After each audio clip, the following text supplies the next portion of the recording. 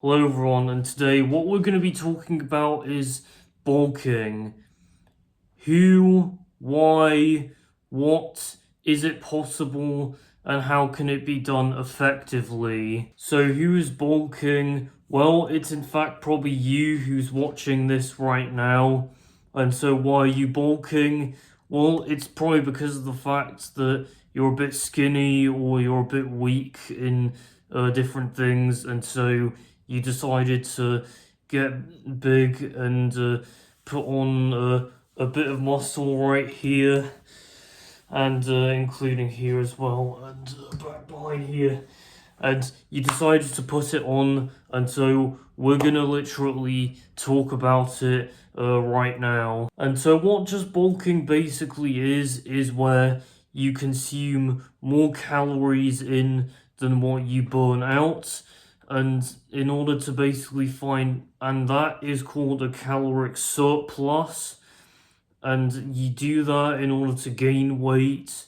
And the exact opposite, which is basically used to lose weight, called a caloric deficit, of where you consume less calories than what you burn off. But I'm someone who's basically bulked up and gained like literally almost 25 kg since I started, and I will also talk about the benefits of what that weight gain have basically provided me later on in the video, and so I will get to that in a moment. And so what you need to do in order to be able to bulk up is you first need to get a good graph about your basic metabolic rates, and you can do that by going to the caloriecalculator.net, which I will put a link in the description below for you to go down to that and then find out your about your calorie is, or moreover specifically about your metabolic rates that of the amount of calories you burn, and you have to just basically put in all your details on. And in order to gain weight, you just simply must add 200 to 300 calories on top of that. In order to lose weight, you'd basically have to add take away 200 to 300 calories from that. So, am I in the right position to bulk up? Well, it's going to depend on your body fat percentage as an individual.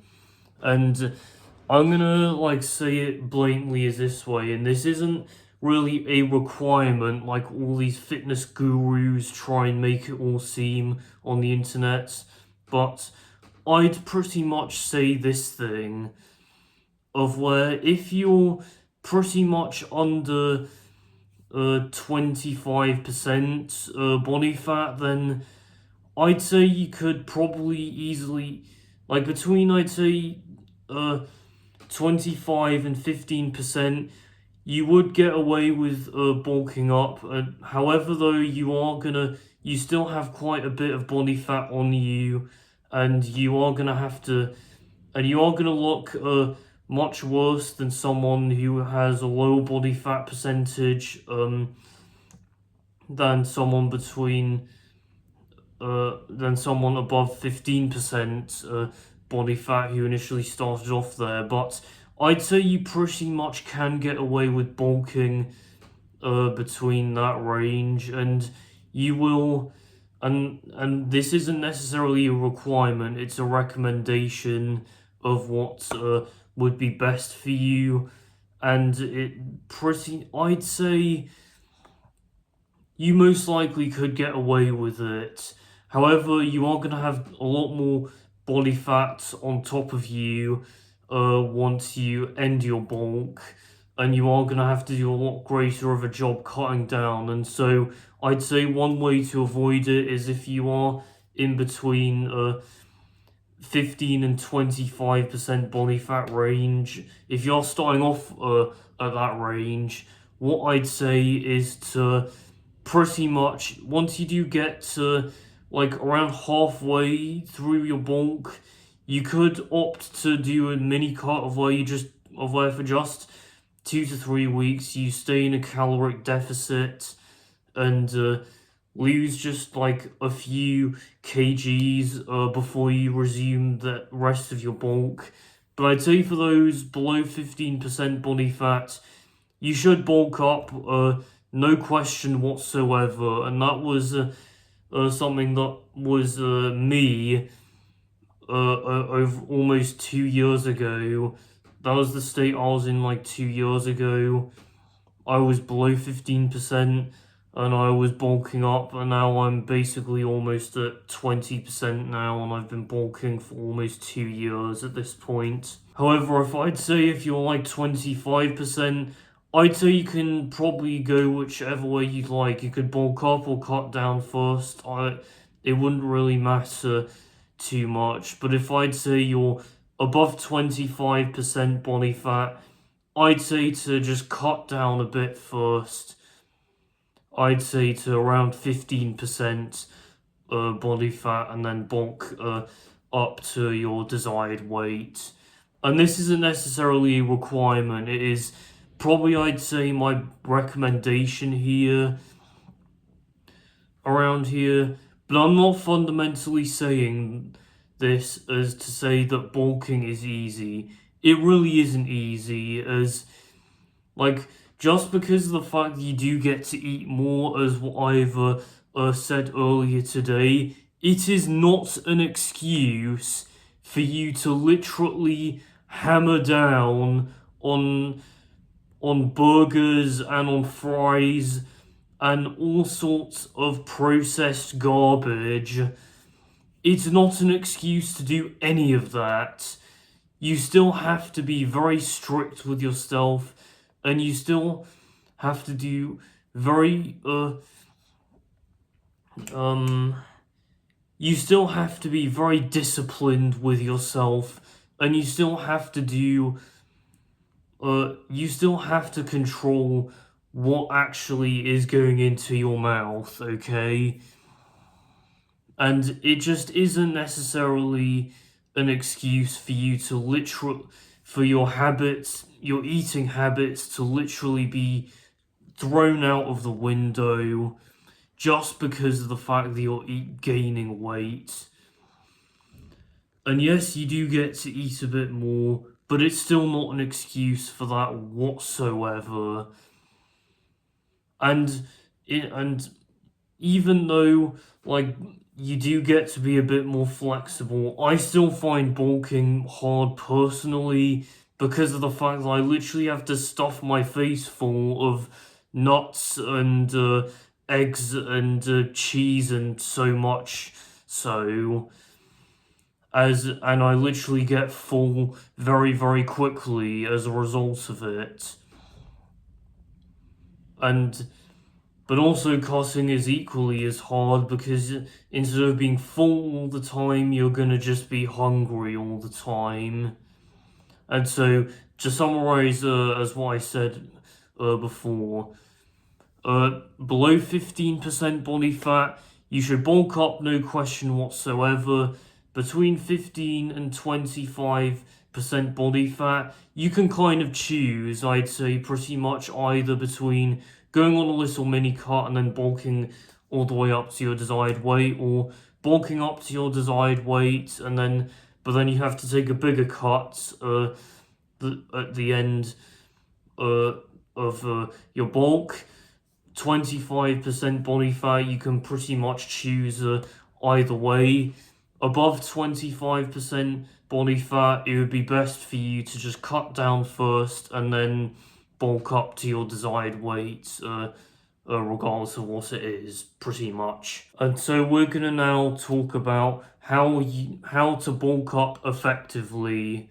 And so the first thing of what also is important is to get your training in check. And so the most important part of it all is to train to failure, or at least close to it. And I can take you over to this guide over here of how muscle is actually built, and you will come across how training to failure actually looks like.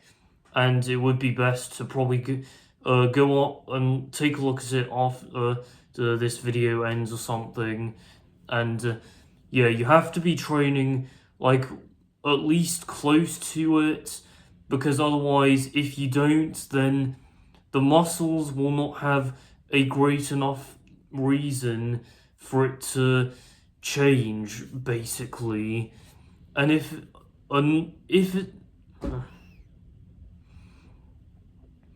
there isn't a sufficient deal of stress applied to the muscle fibers, it will not have any reason to grow, and it will just basically go like, oh no, the environment to which I'm being exposed to, it's perfectly capable for it to handle, and so I don't need to get any bigger. That's how it's literally going to respond. Over and instead, if you literally give it enough and then push it really hard to the point where like you can't uh move the weight on the concentric part of the movement no matter how hard you push it, then it will not have any good enough reason for it to grow. As muscle growth is a response to to a discomfort in its environment that it is being placed around in.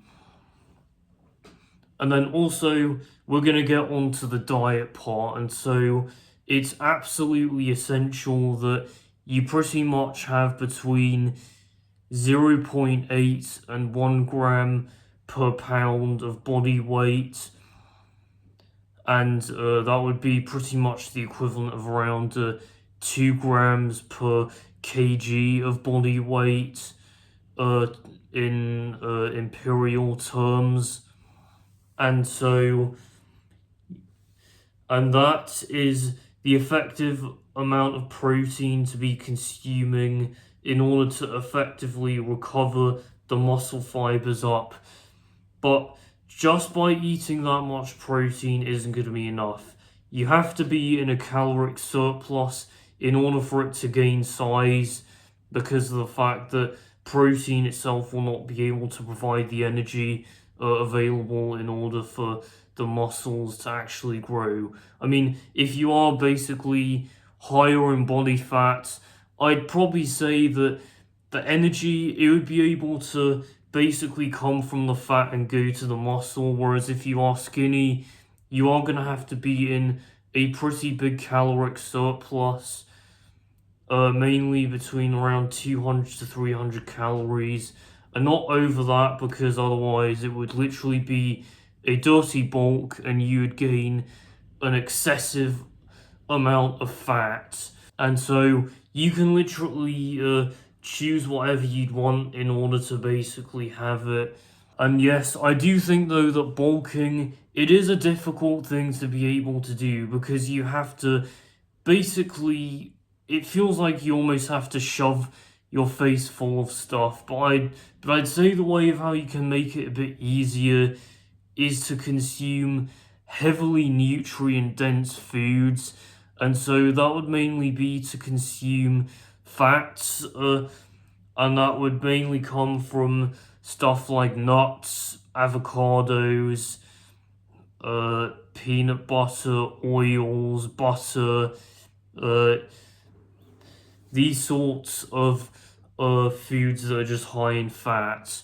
And from your proteins, in order to get your proteins in from basically to be able to regain the to basically recover the muscle fibers, what the best foods to basically eat. This is mainly what I eat, and you could have something different, but I'm gonna. This is what I mainly have as part of my diet. It would be beef, cottage cheese, cheese slices, eggs, tuna, other types of fish. That's literally just what I have pretty much for my diet. You could probably have something different, but this is just what I have. And for carbs, I mainly have some sorts of bread, beans, and other stuff that I can't really name. but this is just all part of what I eat. You can copy what I consume, but it may not necessarily work for you to eat what I exactly eat, but this is what works for me. And yeah. Oh, and by the way, I forgot to mention that yes, I did gain 25 kg, but also I went from being able to bench press barely 25 for like just like 3 reps or something to now being able to do 65 for 2. And also on the squat, I've barely been able to squat like 35s for just a few reps, but now I can literally squat 80 for 1. I mean, I don't have any clips here, but yeah, over here, this is pretty much, and whilst you do see 55, but that's for like 10 reps here, and yeah, that's what I'm able to do for 55s. And you'll notice that I have crossed so many things out. Well, that's another thing. And that'll be what I forgot to also mention is you have to progressively overload your lifts as well.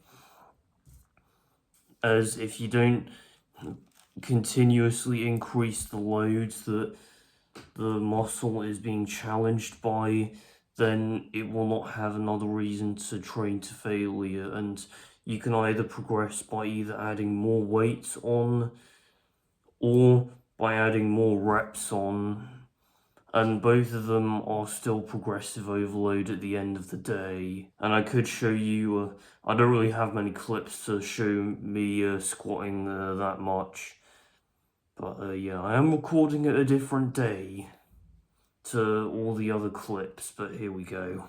However, though, if you do find out that you aren't able to get enough protein for the day as a whole, then what you can do is you can supplement it with this whey protein here, which it does, where it has like around 24 grams per serving of each scoop, and it does an effective job of getting in the protein that you need for the day as a whole.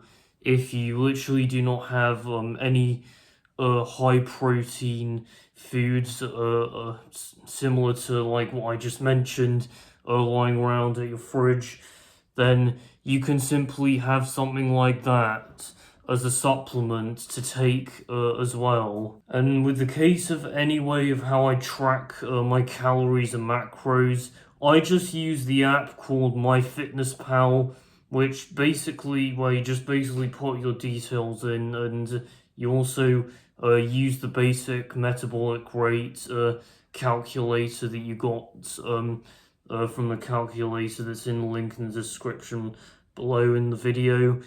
You simply, I don't know why I was using my thumb for that, but you pretty much just put your details in there, and then you also then put the basic metabolic rate with, yes again, 200 to 300 calories in order to gain weight in the MyFitnessPal, one of the details in there. And so I use that and then I literally take into account every single thing that I'm eating. It doesn't matter like whether like your parents make it or whether you are eating out.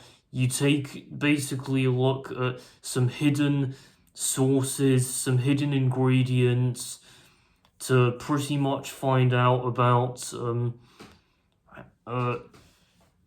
the true total number of calories that are in there.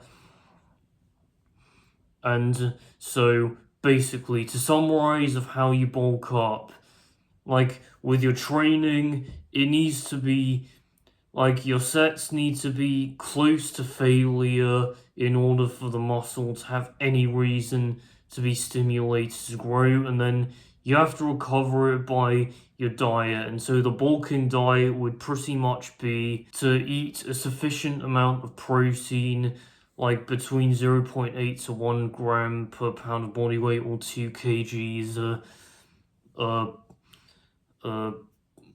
2 grams per kg of body weight, and once you basically hit that for the day, you can then fill up the rest of your diet with whatever you like.